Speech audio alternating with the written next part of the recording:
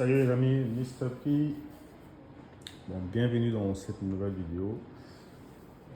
Je ne sais pas si vous vous rappelez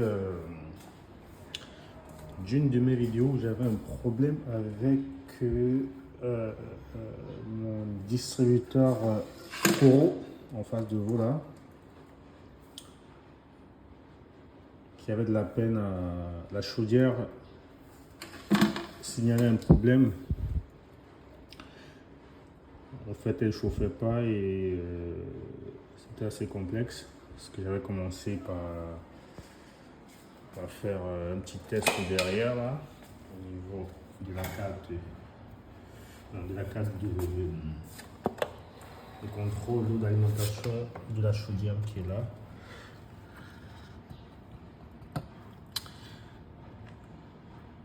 Aujourd'hui, on va dire que j'ai dépanné où j'ai trouvé le problème. C'est un Coro version instantanée comme vous pouvez l'observer. C'est ça la chaudière. À l'intérieur de la chaudière, il y a une résistance à l'intérieur, comme vous pouvez observer. Et avec différents types de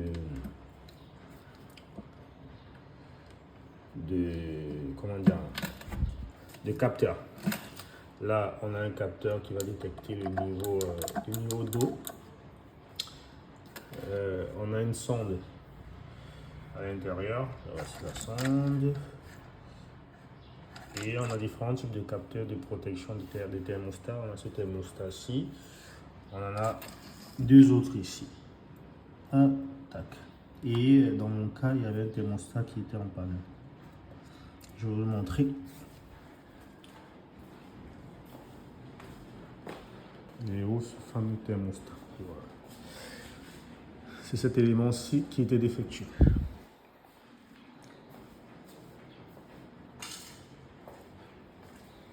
Les manteaux là sont des thermostats de protection, étant donné qu'ils sont serrés avec la résistance chauffante. Donc celle-ci a été coupée et il n'y a pas de continuité de courant. Il a fallu que je demande tout et que je teste. Donc ça c'est un thermostat capillaire et c'est des thermostats simples. Il est en panne. Bon, voilà mon souci. C'est à cause de lui que mon truc ne chauffe pas.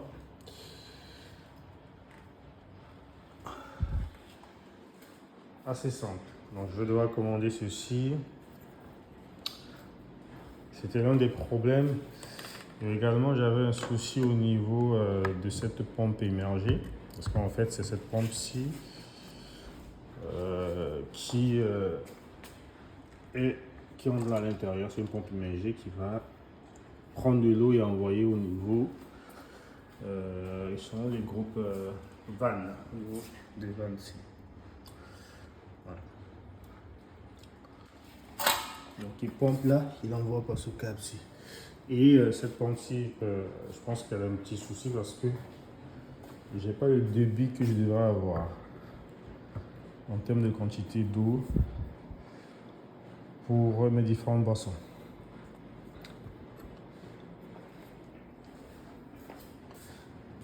Toujours sur mon Coro, j'ai un autre souci, j'ai cet interrupteur qui ne marche pas.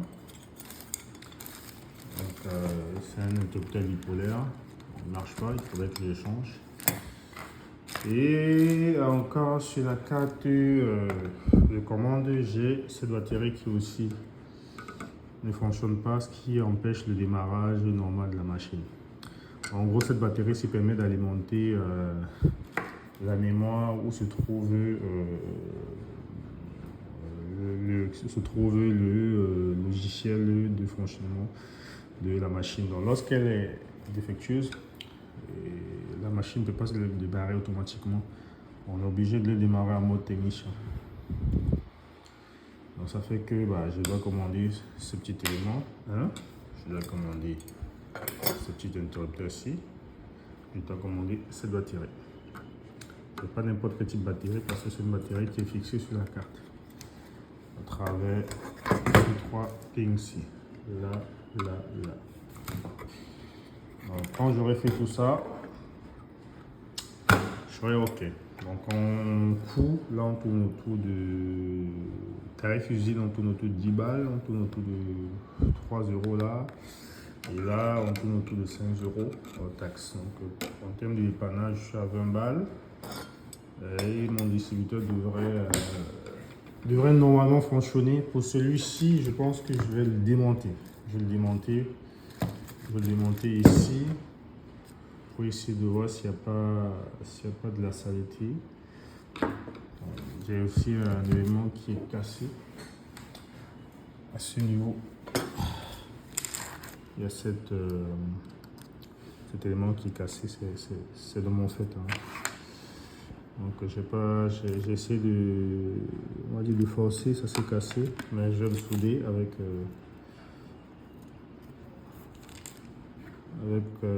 fer à souder de l'étain. J'espère que ça va prendre. Et je vais nettoyer, normalement ça devrait marcher. Donc, voilà. Aujourd'hui on a parlé un peu plus technique, hein, désolé. Mais c'est aussi ça le distributeur automatique, parce que s'il fallait que je change une carte comme ça, parce que ça arrive à beaucoup de gens qui ne savent pas dépanner, s'il faut changer une carte comme ça, ça coûte beaucoup d'argent. Je pense qu'on est autour de 300 euros par là, c'est beaucoup d'argent. S'il fallait tout changer. Et là, en faisant ce dépannage, ça me permet de faire de l'économie. Et de remettre mon coraux en place.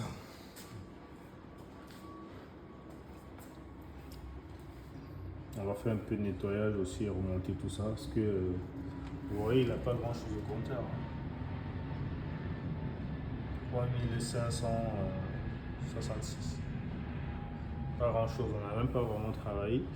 Et j'ai aussi égaré quelques pins, quelques jumpers là.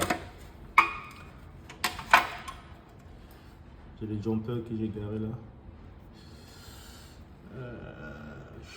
Du coup, ça a un incident sur le démarrage de la machine. Sauf que le fabricant ne le vend pas. Donc je vais essayer de le trouver à la casse. Ou je dois faire un pont à la mano. Voilà les amis. Donc n'hésitez pas. Les gens qui ont des coraux, qui ont besoin d'assistance. On est dispo.